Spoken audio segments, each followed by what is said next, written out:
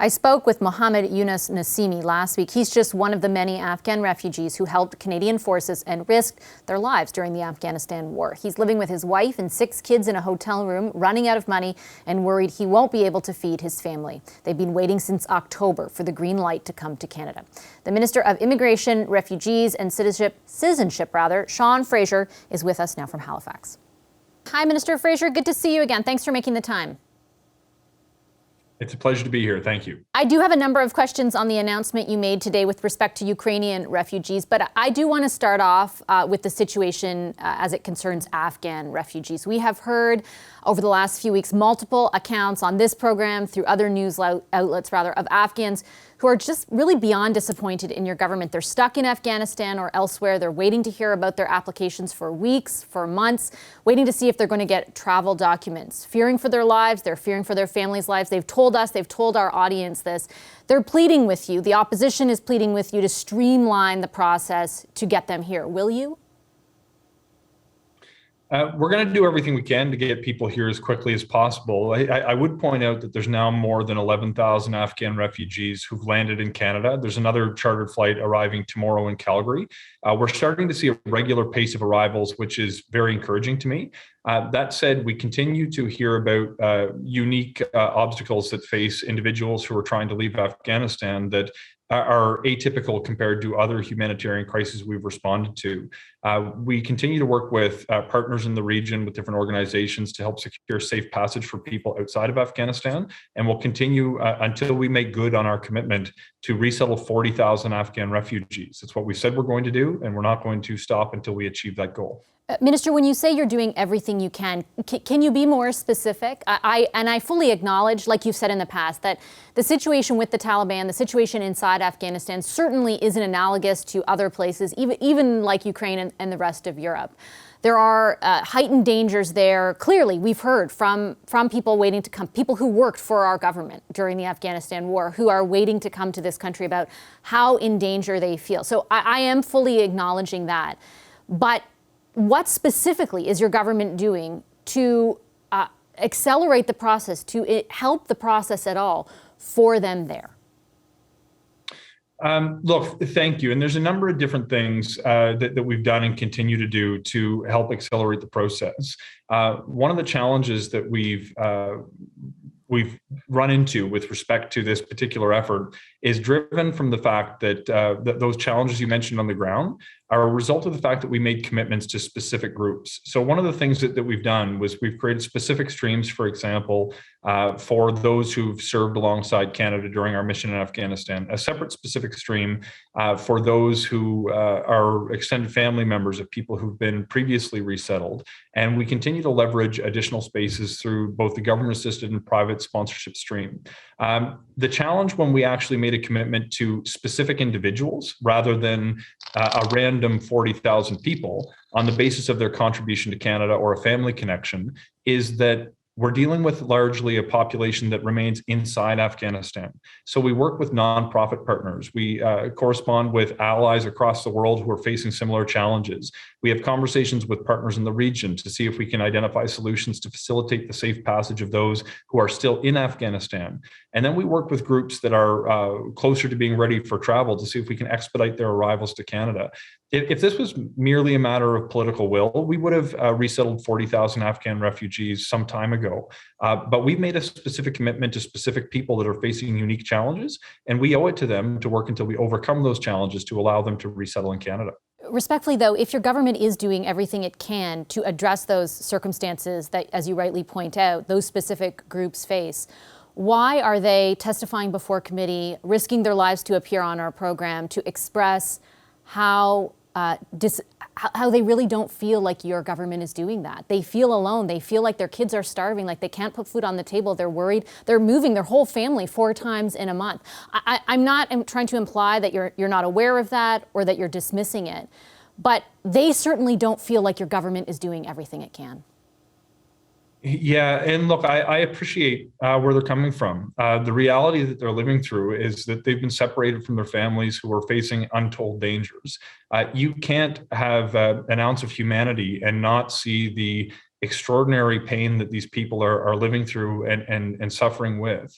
When you don't necessarily see progress on a person securing safe passage outside of Afghanistan, getting access to the necessary travel documentation, or running into a problem that sometimes is a result of challenges that involve a third country when they've made it to another country, the frustrations are very, very real, and they're pointing to us to see if we can do more, if we can move faster. If I can leave a message with those people who have expressed frustration or concerns, we appreciate where you're coming from. The reason that we've designed a program to welcome those who we've made a commitment to is because we want to do everything we can to help. Any delays are a result of challenges on the ground that are unique to this circumstance, and frankly are driven by the fact that the Taliban, a terrorist entity under Canadian law, has seized control of the territory. Whatever the challenge, though, my commitment is to continue to move forward until we make good on that commitment that we've made to resettle those family members of previously resettled interpreters, to make good on our commitment of resettling 40,000 Afghan refugees, many of whom served alongside Canada. The level of difficulty will not interfere with our commitment, and we're going to persist no matter what it takes to get those people to Canada. Is the communication beyond what you're just saying, or what your government is saying through the department, for example, to those who are stuck there, either inside or outside Afghanistan, reflective of what you were just saying? Because again, the experience of the people we've listened to, like I said, on this network, in front of committee, is described by them as callous. For example, a gentleman we interviewed last week who wrote about not being able to put food on the table for his children, worrying about his newborn baby starving. The IRCC wrote back saying, your file continues to undergo active processing. The Government of Canada does not guarantee, facilitate, or assure any client of the approval or authorization of onward travel to Canada. It just went on like that, like it was formulaic. There was no acknowledgement. We've had multiple people come on and talk about how they've sent 20 emails, 30 emails to the IRCC and didn't hear back. Have you adequately resourced your department to deal or to make good, as you say, on the promises that you've made to Afghans? Look, my view is that you can always have more resources and make use of them. You can always improve communications, and I'll take this conversation as a notification that we need to continue to do more. But I would point out that I have enormous respect for a lot of the people who've been helping manage this effort. One of the challenges with respect to Afghanistan that we face is driven by the fact that when people saw Canada stepped out and made one of the most substantial commitments in the world, we received communications from more than 1 million different sources who were seeking to take part in the program. Now, some of those were formal attempts to submit an application. Others were more informal pieces of correspondence, and making sure that you're able to respond to people effectively when you're dealing with literally in excess of 1 million queries about the program is an incredibly challenging piece. Can we always do more to improve communication? Of course, but I will reiterate my commitment to considering the human impact of this tragic set of circumstances and do whatever we can to have Canada continue to do more than its share when it comes to resettling the vulnerable people, particularly those who made a contribution to our effort in Afghanistan over the years. Just very quickly before I move on to Ukraine, this latest sort of grouping that your government is targeting as of last fall, and that is the family members of contractors or interpreters who work for the Canadian government during the war. How many have actually arrived in Canada under that program? So we launched this specific stream for the extended families of previously resettled interpreters in December. I believe it was December 9th. To my knowledge, that the individuals aren't here yet. I've met with the group and will be meeting with them again shortly to make sure that they know that I care and I'm listening to their concerns. The challenges that we face with this particular cohort are largely tied to the fact that most of them are still inside Afghanistan. Even the groups who've made it outside of Afghanistan to Pakistan, for example, face in some instances unique challenges. Depending on how a person entered Pakistan, for example, the documentation that may be required by Pakistani officials is not within the control of the Government of Canada. In some instances, I understand there are individuals who can't receive permission to exit Pakistan because they don't have appropriate travel documentation, which needs to be issued in Afghanistan now by the Taliban, which I'm sure you can appreciate poses certain difficulties for a person who's fled the Taliban because of their contribution to Canada's mission. We're going to continue to do whatever we can to unblock any obstacles for this group. This is a top priority for me. When you listen to people who've been separated from their families, nothing is more heartbreaking. It is heartbreaking, I agree, and I do have to move on to Ukraine, but I would just point out that the fact that none of them have arrived here is why they are calling specifically that group of people and their family members for an easier paperwork kind of process for your government to consider. Let's move on to the announcement, though, that you did make today, because it's an important one for the Ukrainian refugees who are looking to come to this country. Canadians and Canadian companies can donate Aeroplan points to what's called the Ukraine to Canada Travel Fund through Air Canada or Miles for Migrants. Can you explain a little bit about how it will work and why now?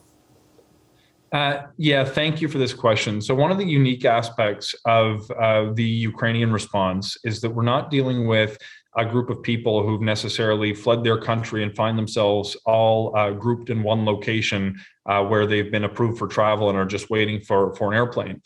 We're seeing, in fact, although Warsaw remains our busiest location in terms of where we see applications coming from, Berlin, now significantly west of Ukraine, is the second busiest location.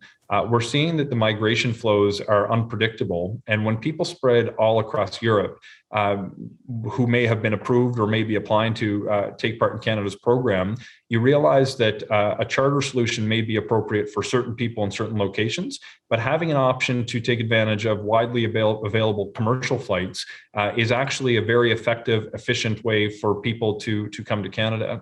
We've been having conversations with different partners in corporate Canada and in the nonprofit sector for weeks now, and to see that Air Canada has now stepped up with a donation of 100 million Aeroplan points towards booking travel, and that the Shapiro Foundation is going to match donations from Canadians up to an additional 50 million is extraordinary. This is going to guarantee cost-free travel for at least 10,000 people who are fleeing this war of aggression. It's extraordinary to see this goodwill come out from Canadians, and I hope to see that these examples of generosity are going to be put to good use to help vulnerable people resettle in Canada very soon. Okay, Minister, I'll leave it there. I'm sure a lot of interest in that announcement from our viewers as well. Thank you. Thank you so much. Hi, I'm Vashi Capellos, host of Power in Politics. See more of our show by subscribing to the CBC News channel or click the link for another video.